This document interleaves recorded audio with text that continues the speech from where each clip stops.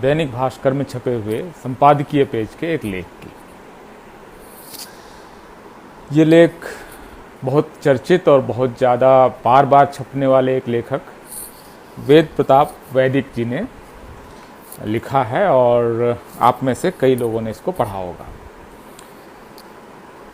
जो भी हमारे मित्र जुड़े हैं, क्योंकि काफ़ी बड़ी संख्या में लोग ऑलरेडी जुड़ गए हैं, तो कोई एक व्यक्ति मुझे सिर्फ इतना कंफर्म कर दे कि आवाज़ आपको साफ साफ सुनाई दे रही है।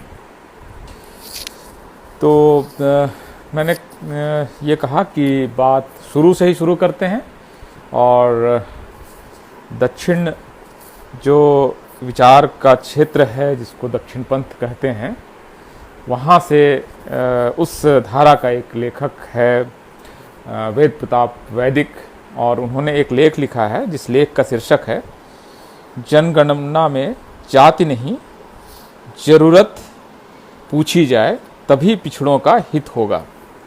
टाइटल मैं रिपीट कर रहा हूँ।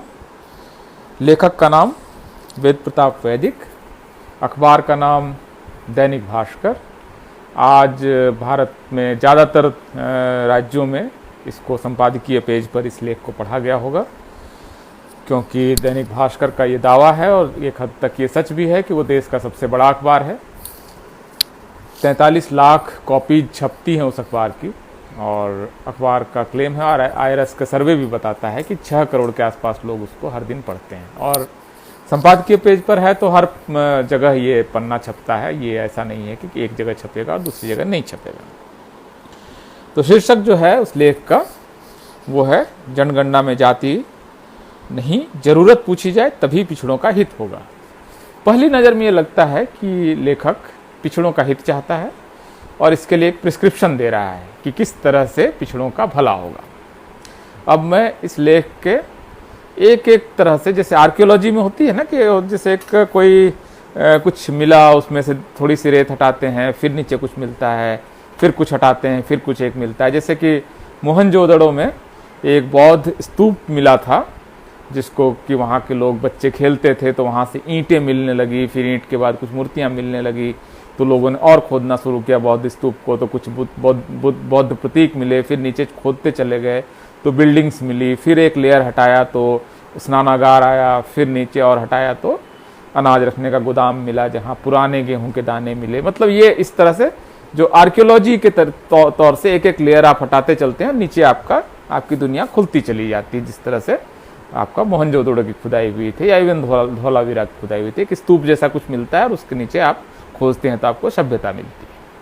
खैर, तो इस आर्टिकल को हम उसी मेथड से, उसी मेथोडोलॉजी से पढ़ने की कोशिश करेंगे। तो सबसे पहले इसका टाइटल मैंने आपको बताया, टाइटल जो है वो कि पिछड़ों का हित कैसे होगा, इसके बारे में वेद प्रताप वैदिक एक प्रिस्क्रिप्शन देते हैं कि ये तरीका है, ये करने से पिछड़ों का भला होगा। फाइन। तो ये जो पूरा लेख है, इसमें मैं जो एक और मेथड अपना रहा हूँ कि जो उनका विचार पक्ष है इस लेख में, जो उनकी ओपिनियन है, जो राय है कि जाति जनगणना नहीं होनी चाहिए, इस पर मैं बात नहीं करूंगा कि होनी चाहिए कि नहीं होनी चाहिए। वेद प्रताप वैदिक एक लेखक हैं और लेखक के नाते उनको ये ओपिनियन रखने का अधिकार है कि जाति की जनगणना हो या ना हो, आरक्षण हो या ना हो, ऐसा ओपिनियन रखने का उनको पूरा अधिकार है। किसी भी व्यक्ति को लोकतंत्र में अधिकार मिलना चाहिए। मैं यहाँ पर उन ओपिनियंस की बात नहीं कर रहा हूँ, ना उसका काउंटर ओपिनियन दे रहा हूँ। इसके लिए मैं पहले आपसे बात कर चुका हूँ कि जाति जनगणना पर मेरी क्या राय है वो आप जानते हैं, वेद प्रताप वैदिक की क्या राय है वो आप जानते हैं, वो खिलाफ हैं। फाइन, यहाँ तक मुझे कोई एतराज नहीं, यहाँ तक मुझे कोई आपत्ति नहीं है। समस्या ये है कि इस बात को साबित करने के लिए वेद प्रताप वैदिक जो तरीका अपनाते हैं वो निहायत मूर्खतापूर्ण, बेवकूफ़ी भरा और एक एब्सर्डिटी की हद तक जाता हुआ उनकी तर्क पद्धति है। यहाँ पर ज़्यादा समस्या खड़ी होती है, क्योंकि भारत में अखबारों में छपे हुए शब्द को सत्य मान लेने की एक परंपरा है, बल्कि छपे हुए शब्द को सत्य मान लेने की बहुत परंपरा है।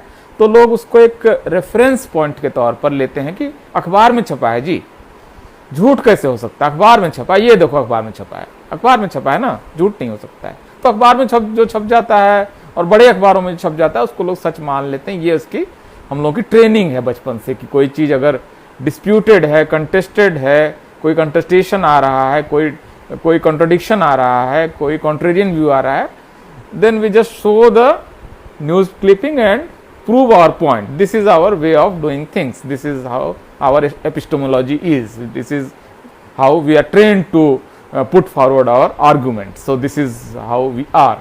So ये जो पूरा मामला है कि जो जनगणना का प्रश्न है, इस पर उनकी अपनी एक राय है, कोई दिक्कत नहीं, लेकिन जिस तरीके से उन्होंने रखा है इस पर मैं बात कर रहा हूँ और उनके इस लेख के साथ फैक्चुअल गलतियों की ओर आपका ध्यान आकृष्ट करने की कोशिश करूंगा। अगर आप में से जिन लोगों ने देखा होगा, जिनके घर में दैनिक भास्कर आता है, वो निकाल लें। संपादकीय पन्ने पर ये लेख छपा हुआ है वेद प्रताप वैदिक का। वो कुछ बहुत बड़ा क्लेम भी करते हैं कि वो किसी पद पे हैं, वो संस्था उन्होंने खुद बनाई है जिसके वो अध्यक्ष हैं। ये उनका मतलब ये उनकी महानता है। पहली गलती जो वो फैक्चुअली गलती करते हैं, थोड़ा सा एक और चीज मैं बता दूं कि वेद प्रताप वैदिक बहुत मैंवादी हैं, मतलब कि सारी चीज़ों के सेंटर में मैंने ये किया, मैंने ये करा दिया, मैंने पॉलिसी बदलवा दी, मैंने इस प्रधानमंत्री को ये बोल दिया। ये जो मैं जो है, ये उनका एक सेंट्रल थीम है उनके सारे लेख में। अगर आप देखेंगे तो इसमें भी जैसे वो कहते हैं कि जाति की जनगणना का प्रश्न इस समय हम इसलिए डिस्कस कर रहे हैं क्योंकि नीतीश कुमार ने उठाया है, लेकिन 10 साल पहले जब जनगणना हो रही थी तब भी बहुत सारे पॉलिटिकल पार्टीज कह रहे थे, लेकिन हमने और मैंने उस समय एक मुहिम चलाई और जो 2011 से जाति जनगणना शुरू हुई थी उसको सोनिया गांधी से कह के मैंने रुकवा दिया। अब ये देखिए, ये इसका मैंवाद है। ये यहाँ पर उनका अहंकार देखिए कि मैंने सोनिया गांधी से कह के जाति जनगणना के आंकड़े रुकवा दिए। अब देखिए इसमें फैक्चुअल गलती क्या है। 2011 से भारत में कास्ट सेंसस एक शुरू हुआ, socio economic caste census 2011, SECC 2011। आप लोग जनरल नॉलेज की किताब में पढ़ते होंगे। आप लोगों को जनरल नॉलेज की किताब से यह भी पता है कि वो जनगणना 2016 में खत्म हुई। 2016 में जो जनगणना खत्म हुई उसके बारे में वेद प्रताप वैदिक के क्लेम करते हैं कि हमने सोनिया गांधी से कह के इस जनगणना को रुकवा दिया। पहला तो आप अगर देख रहे हैं इस समय अखबार का पन्ना तो आप ये देख सकते हैं कि ये एक तो मेजर गलती उन्होंने, मतलब एक मिस इन्फॉर्मेशन या फेक न्यूज उन्होंने फैलाई। सोनिया गांधी ने रोक दिया जी, मेरे कहने पर। ये बहुत इंपॉर्टेंट है। अगले पैराग्राफ में कहते हैं कि जब ये जनगणना वगैरह हो रही थी तो नरेंद्र मोदी गुजरात के मुख्यमंत्री थे, वो जाति जनगणना के खिलाफ थे और वो जब प्रधानमंत्री बने तो उन्होंने भी जाति जनगणना के आंकड़े आने रुकवा दिए। अब या तो सोनिया गांधी ने रुकवा दिया या नरेंद्र मोदी ने रुकवा दिया। जाहिर है कि यहां पर वो फिर गड़बड़ी कर रहे हैं। 2016 में जो आंकड़े रोके गए, जाहिर है कि वो काम नरेंद्र मोदी ही कर सकते थे, सोनिया गांधी इस काम को नहीं करने की स्थिति में नहीं थी, वो पोजीशन ही नहीं थी। मतलब विपक्ष और सोनिया गांधी की जो अभी स्थिति है उसमें वो कोई फैसला करवा दे इस सरकार से, ये पॉसिबल नहीं है। तो एक तो बड़ी गलती ये है। यहाँ पर मैं थोड़ा सा रुकता हूँ, मेरा एक रिक्वेस्ट और करता हूँ क्योंकि ऑलरेडी काफ़ी लोग इसको देख रहे हैं, तो मेरा एक रिक्वेस्ट है कि जो संभव है वो इसको एक बार शेयर कर लें। अगर आपके लिए आपको इम्पोर्टेंट लग रहा है तो आपके दोस्तों के लिए भी इम्पोर्टेंट होगा। मेरा ये मतलब मेरी तर्क पद्धति ये कहती है कि अगर आप इतना समय लगाकर इसको सुन रहे हैं इस समय, जबकि आप एंटरटेनमेंट कर सकते थे, बहुत कुछ कर सकते थे, तो जाहिर है कि आपके मित्रों के लिए भी ये वीडियो इम्पॉर्टेंट होगा, तभी आप इतना कीमती समय लगा रहे हैं। यहाँ के बाद से वो सोनिया गांधी को मैंने बोल दिया, नरेंद्र मोदी को कह के हमने रुकवा दिया जाति जनगणना के आंकड़े। अब आगे बढ़ते हैं और वो कहते हैं, अब वो बताते हैं कि अंग्रेजों ने जाति जनगणना शुरू कराई थी। क्यों? क्योंकि 1857 हो गया था और इससे वो डरे हुए थे, बड़ी एकता बन गई थी भारतीय समाज में, और इसकी वजह से 1861 में उन्होंने जाति जनगणना करवा दी। अब बताइए कि 12वीं पास जो इवन आर्ट स्ट्रीम से जो मतलब पॉलिटिकल साइंस वगैरह जिसने थोड़ी सी भी पढ़ाई की है उनको ये तो पता ही होगा कि भारत में पहली जनगणना जो है वो 1872 में जाके पूरी होती है। अब ये, लेकिन अब ये विद्वान है, जान पहचान है और लेख छपवाने की इनमें क्षमता है, तो ये इनके हिसाब से 1861 में पहली जनगणना हो गई। तो ये एक्चुअली बड़ी गलती उन्होंने यहाँ पर की है। जो पहली जनगणना है आप जानते हैं, और भारत की जनगणना के वेबसाइट पे भी जाके आप देख सकते हैं, उन्होंने फर्स्ट में ही हिस्ट्री ऑफ सेंसस छाप रखा है और उसमें ये कहा गया है कि जो 64-65 में शुरू हुई और 1872 में खत्म हुई। ये पहली जनगणना है जो बहुत लंबे समय तक चली थी। तो ये हिस्ट्री ऐसी नहीं है जो छुपी हुई है, लेकिन वेद प्रताप वैदिक को ऐसा लगता है कि वो हर विषय के ज्ञाता है। जैसे मैं आमतौर पर 3 या 4 सब्जेक्ट से बाहर नहीं जाता हूँ, मैं बहुत सारे विषय जिसमें मैं नहीं जाता हूँ। मैं न्यूक्लियर साइंस पर नहीं जाऊँगा क्योंकि उस बारे में मेरी गति नहीं है। मैं इंटरनेशनल रिलेशंस पर आमतौर पर नहीं बोलता हूँ। मैं आमतौर पर 2 देशों के इकोनॉमिक रिलेशंस वगैरह पर नहीं बोलता हूँ। मैं आमतौर पर बहुत सारे विषय हैं जिस पर मैं नहीं बोलता हूँ। मुझे 3 या 4 विषय पूरे जीवन में, सैकड़ों किताबें पढ़कर मुझे लगता है ये 3-4 विषय हैं जिसमें हमारा थोड़ा सा अध्ययन है, तो थोड़ी बहुत बात मैं रख सकता हूँ। उसमें मैं बहुत हमेशा बोलता हूँ कि हो सकता है कि सत्य इसके परे भी है, हो सकता है कि सत्य इसके बियॉन्ड भी है। मैं जहाँ तक जानता हूँ वहाँ तक मेरा सच इतना सा है, इसके बियॉन्ड भी सच हो सकता है। लेकिन वेद प्रताप वैदिक ज्ञान तो वहीं से निकला हुआ है, सारे मतलब ज्ञान के स्रोत हैं, तो वो कुछ भी कर सकते हैं। उनके हिसाब से 1861 में हो गए और भास्कर ने छाप दिया। मतलब यहाँ पर मेरे पास एक और सवाल है, इस तरह की गलतियां करने के लिए जब कॉपी आई होगी जो भास्कर के संपादकीय डेस्क पर, वहां किसने इसको पास किया होगा, उसके ज्ञान क्या क्या स्तर है, वो एक बड़े अखबार के संपादकीय पेज पर बैठने के काबिल क्यों है अगर वो ऐसी गलतियां नहीं पकड़ सकता है। या फिर ऐसा होगा कि वेद प्रताप वैदिक मालिक के परिचित हैं, उनका लेखा है, जैसा है वैसा छापना पड़ेगा। दोनों स्थितियां हो सकती है। इसलिए मैं जरूरी नहीं है कि इसमें पत्रकार का दोष है, लेकिन पत्रकार को थोड़ा सा ध्यान तो रखना चाहिए, एक रिक्वेस्ट करना चाहिए कि सर देख लीजिए, हमें लग रहा है कि आप ये गलती कर रहे हैं। कैसे आप कह रहे हैं कि एक ही जनगणना को सोनिया गांधी और नरेंद्र मोदी दोनों ने रोका, ये मतलब कैसी बात आप कर रहे हैं। मतलब दोनों में से एक ही तो रोक सकता है। किसी एक कालखंड में एक घटना हुई है, उसको 2 व्यक्ति मतलब कैसे कर सकता है। तो ये इस तरह के बहुत सारे सवाल हैं। जनगणना का वर्ष वगैरह ये सब तो कोई भी चेक कर सकता है, पता नहीं। एनीवेज उन्होंने तो ये कह दिया। अब उन्होंने आगे लिखा, आगे की लाइन पढ़िए अगर आपके सामने अखबार खुला हुआ है तो, कि 1831 की जनगणना के आधार पर हंटर रिपोर्ट आई और इसके आधार पर 1905 में बंग भंग हो गया। अब इस एक सेंटेंस को आप फिर से सुनिए। 1871 की जनगणना के आधार पर हंटर रिपोर्ट आई और उसके आधार पर 1905 में बंग भंग हो गया। अब ये सेंटेंस आपको क्या क्या बोलता है कि 1971 में एक जनगणना हुई, उसके आधार पर एक हंटर रिपोर्ट आई और 1905 में घटना हो गया। अब इस देखिए इसमें क्या क्या गलतियां हैं। हंटर रिपोर्ट जो है वो आपको सिविल सर्विस की तैयारी करने वाले लोग और बाकी लोग आपको बता देंगे कि ये एजुकेशन के रिफॉर्म या एजुकेशन का जो मॉडल है ये कैसा होगा, इसके बारे में रिपोर्ट है। इसका जनगणना से भी कोई लेना देना नहीं है, इसका बंग भंग से भी कोई लेना देना नहीं, बहुत अलग तरह की रिपोर्ट है। तो ये एजुकेशन का मॉडल क्या होगा भारत में, इसके बारे में रिपोर्ट है। तो हंटर रिपोर्ट को इन्होंने बंग भंग और जनगणना दोनों से जोड़ दिया, क्योंकि वेद प्रताप वैदिक है, कुछ भी लिख देंगे, मतलब जो मन में आया लिख देंगे और वो छप जाएगा। क्योंकि मतलब पता नहीं क्या क्या गुण उसमें देखते हैं लोग, तो ये छप गया। अब ये मतलब आप सोचिए कि अगर कोई विद्यार्थी 12वीं की परीक्षा में ये लिखे बंग भंग के कारण क्या है, कोई अगर क्वेश्चन आए और ये लिखे कि हंटर रिपोर्ट की वजह से भारत बंग भंग हो गया, तो बच्चा फेल होगा कि नहीं होगा। इतिहास का कौन सा टीचर उस स्टूडेंट को पास कर देगा जो ये लिखेगा कि बंग भंग 1871 की जनगणना की वजह से हुआ और हंटर रिपोर्ट की वजह से हुआ। इसको लिखकर कोई पास हो सकता है क्या परीक्षा में, बताइए। आप में से कई सारे लोग अभी इस समय लगभग 300 पौने 300 लोग देख रहे हैं, उसमें से कुछ लोग हिस्ट्री के स्टूडेंट या हिस्ट्री के टीचर रहे होंगे। आप बताइए कि मतलब हिस्ट्री की किस किताब में ये सब लिखा हुआ है। मतलब बहुत ही अजीब किस्म का मतलब वो लेखन है, इतना छोटा सा, और इसमें कम से कम गलतियां ही गलतियां हैं, मतलब हर दूसरे लाइन में गलती है। और ये इनके हर लेख में होता है। मतलब ये एनालिसिस मैं इसलिए कर रहा हूँ क्योंकि इसमें कुछ फैक्ट ऐसे हैं जो कि मेरे डोमेन के आसपास भी हैं और इस बारे में मेरी किताब भी है और मैंने इसको पढ़ा भी है। कम से कम 10 वर्ष से मैं उस एक विषय पर काम कर रहा हूँ। अगला पैराग्राफ, 1931 में जाति जनगणना होती है और उन्हीं 90 साल पुराने आंकड़ों के आधार पर आरक्षण की गाड़ी चल रही है। फाइन, यहां तक तो आप ठीक ही कह रहे हैं कि 1931 में जाति जनगणना हुई और 90 साल पुराने आंकड़ों के आधार पर आरक्षण की गाड़ी चल रही है। आपको पसंद नहीं आ रहा है कि क्यों 90 साल पुराने आंकड़ों के आधार पर चल रहा है, तो नए आंकड़े कैसे आएंगे साहब।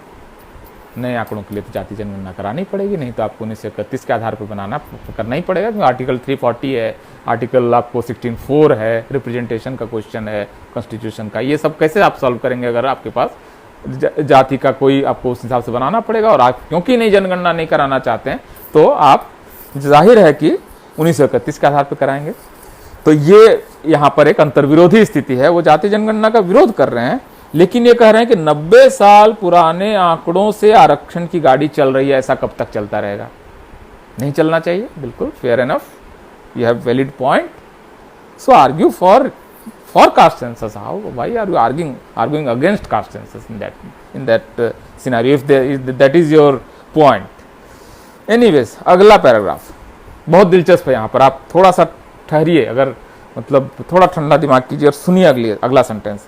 मैंने क्या कहा? पहला सेंटेंस, 1931 में जाति जनगणना हुई, 90 साल पुराने आंकड़ों से आरक्षण की गाड़ी चल रही है, ऐसा कब तक चलेगा? अगला सेंटेंस, गांधी और कांग्रेस के विरोध के कारण 1931 में जाति जनगणना नहीं हुई।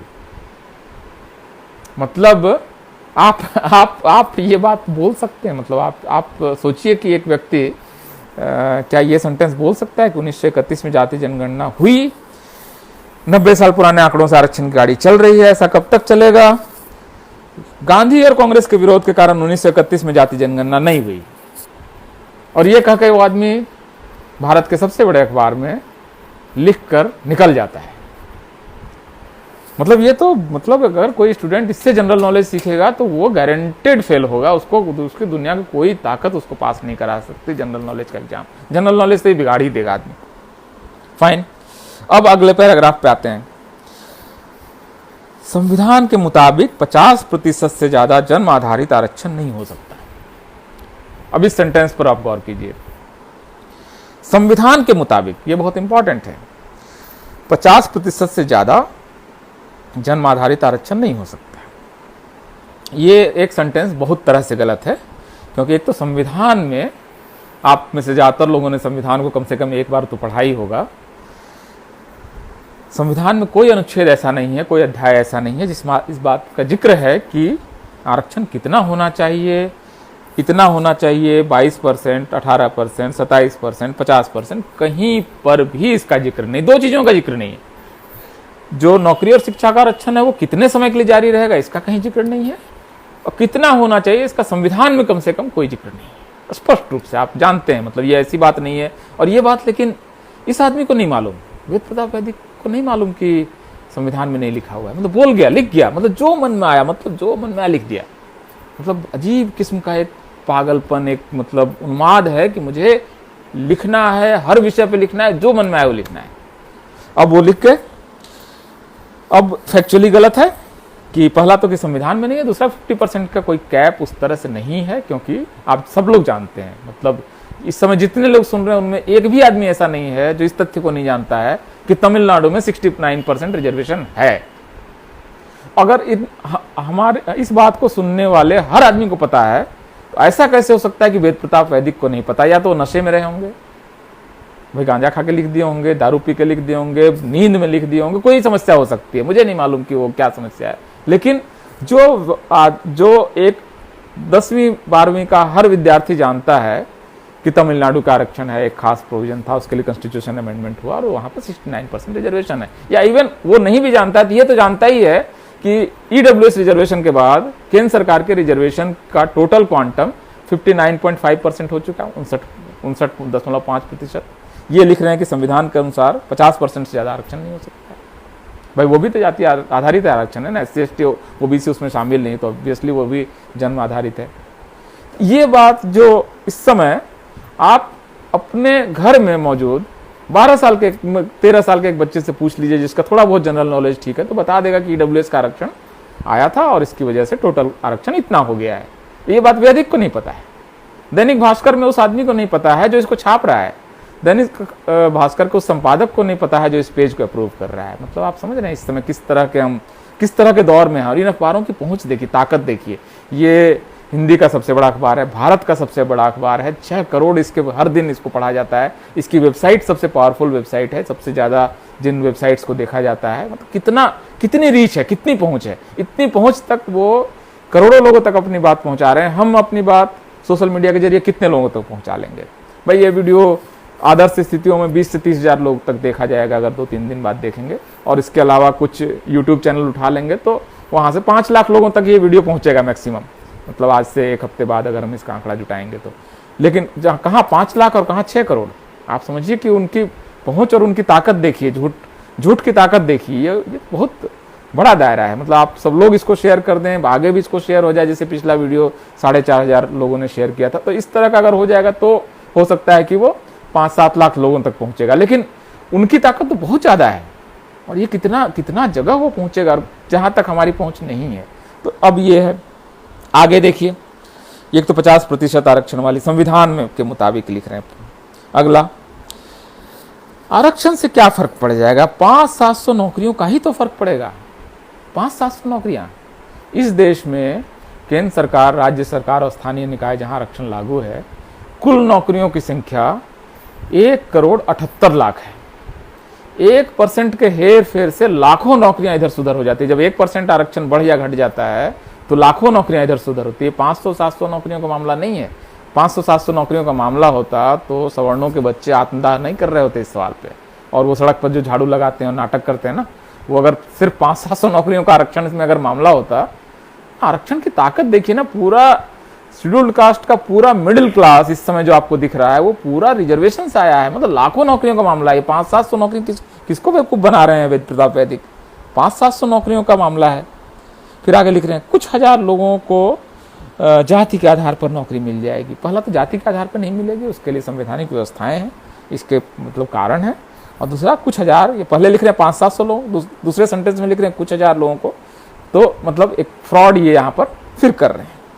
आखिरी पैराग्राफ, एक सेंटेंस पढ़ रहा हूं, भारत को अगर महाशक्तिशाली बनना है तो जातीय आधार पर नौकरियों में आरक्षण खत्म होना चाहिए। अब देखिए यहां पर भाई साहब ने शुरू कहां से किया? जनगणना में जाति की जनगणना नहीं होनी चाहिए, और पिछड़ों का हित किसमें है, और कंक्लूड क्या करते हैं, अंतिम उनका निष्कर्ष क्या है? नौकरियों में जाति आधारित आरक्षण खत्म होना चाहिए। मतलब आप सोचिए कि ये आदमी कितना फ्रॉड है, कितना इसके अंदर अंतर्द्वंद है, कितना गलत तथ्यों के आधार पर अपनी बात को रख रहा है, और इस तरह से अपनी बात करोड़ों लोगों तक पहुंचाकर ओपिनियन बना रहा है। चूंकि मैं इस बात को आज एक और आपको इंपॉर्टेंट बात बता रहा हूं कि जातीय जनगणना के खिलाफ लेखों की अब श्रृंखला शुरू हुई है। ये हो सकता है कि पहला, दूसरा, तीसरा लेख हो, ऐसे कम से कम 100 के आसपास लेख आपके सर पर पटके जाएंगे अगले 2 महीने के अंदर में। कम से कम आप समझिए, अंदाजा मैं मोटे तौर पर लगा रहा हूं, ये 100-200 के बीच लेख आपको जाति जनगणना के खिलाफ आपको पढ़ने होंगे। 1 या 2 लेख किसी वेबसाइट में जाति जनगणना के पक्ष में आएगा। तो ओपिनियन इस तरह से बनता है, जिनकी पहुंच करोड़ों तक है वहां सिर्फ जाति जनगणना के खिलाफ लेख छपेंगे, और जहां पर आप थोड़ा बहुत वेबसाइट, कुछ बहुजन चैनल्स वगैरह में जाति जनगणना के पक्ष में छोटी मोटी बातचीत होगी। कितनी असमान लड़ाई है। मतलब समझिए कि मतलब पूरा डिबेट का जो वजन है और उसकी जो ताकत है लोगों तक पहुंचने की, इसमें कितना फर्क है। तो ये मोटे तौर पर मेरा कहना था कि ये जो वैदिकी ज्ञान है, इसकी मीमांसा आप कर सकते हैं। खुद भी इनमें से ज़्यादातर जानकारियां आप भारत सरकार की वेबसाइट से चेक कर सकते हैं, जो इन्होंने फ्रॉड सब लिख रखा है ना। ये कोई मतलब इसमें से मेरे मतलब कम से कम मैं बहुत गारंटी ले रहा हूं कि मेरे कोई मन की बात नहीं, इसमें सारी बातें ऐसी हैं जिसमें से हर बात के तथ्य में, हर सेंटेंस के लिए मैं आपको ऑथेंटिक रेफरेंस दे सकता हूं कि इस किताब के इस पन्ने पर, इस संविधान के इस क्लॉज में, इस अखबार के इस पन्ने पर, और इस तरह से कहाँ कैसे कैसे हुआ, ये सारे रेफरेंसेस मैं आपको दे सकता हूँ। बहरहाल मेरा आखिरी निवेदन है कि इस समय भी जो 300 लोग से ज़्यादा लोग मुझे देख रहे हैं, वो कृपया इस वीडियो को अगर उपयोगी मानते हैं तो कृपया शेयर कर दें, और उपयोगी नहीं मानते हैं तो कृपया नीचे कुछ गाली गलौज भी लिखना चाहें तो लिख दें, उससे कोई फ़र्क नहीं पड़ता है। दुनिया मतलब उससे बहुत बड़ी है, आपकी गालियों वगैरह से बहुत बियॉन्ड की बात है। बहुत बहुत शुक्रिया दोस्तों। सब्सक्राइब करें आपके अपने चैनल समता आवाज़ टीवी को, बेल आइकन दबाना ना भूलें सबसे पहले हमारी वीडियो देखने के लिए।